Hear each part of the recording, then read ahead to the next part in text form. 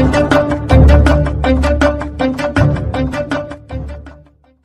గురుభ్యో నమః శ్రీమాత్రే నమః. మిత్రులందరికీ నమస్కారం. భ్యో నమః శ్రీమాత్రే నమః. మిత్రులందరికీ నమస్కారం.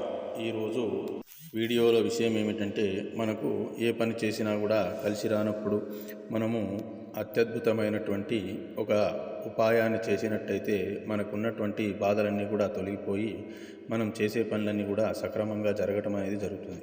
అది ఏ విధంగా అంటే, ఈ శ్రావణ మాసం లోపల పరమశివుడైనటువంటి శివుడికి మనము అభిషేకం చేసినట్టయితే మనకున్నటువంటి బాధలన్నీ కూడా తొలగిపోయి ఆ పరమశివుని కృపాకటాక్షాల వల్ల మనకున్నటువంటి కష్టాలు తీరిపోయి మంచి జరగడం అనేది జరుగుతుంది.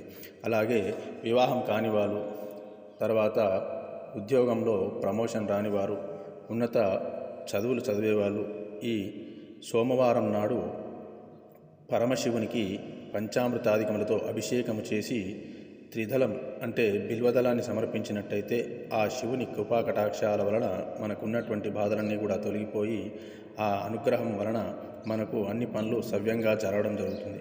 మరి ఆ అద్భుతమైనటువంటి ఆ పరమశివునికి మనము భక్తి శ్రద్ధలతో మీ దగ్గరలో ఉన్న శివాలయానికి వెళ్ళి పాలు, పెరుగు, తేనె, నెయ్యి, చక్కెర పంచామృతాధికములతో అభిషేకాన్ని చేయండి.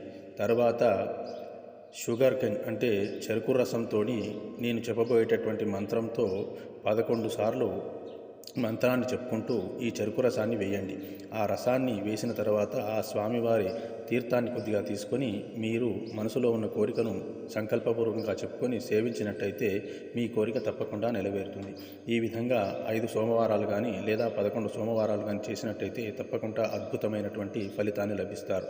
ఈ అద్భుతమైనటువంటి ఈ కార్యక్రమాన్ని ఈ శ్రావణ మాసంలో ప్రారంభించి చేసినట్టయితే తప్పకుండా మంచి ఫలితాలు లభిస్తాయి. మరి ఆ మంత్రం ఏమిటంటే, త్రయంబకం యజామహే సుగంధిం పుష్టివర్ధనం ఉర్వారుకమివ బంధనాద్ మృత్యోర్మక్షీయమామృదాత్.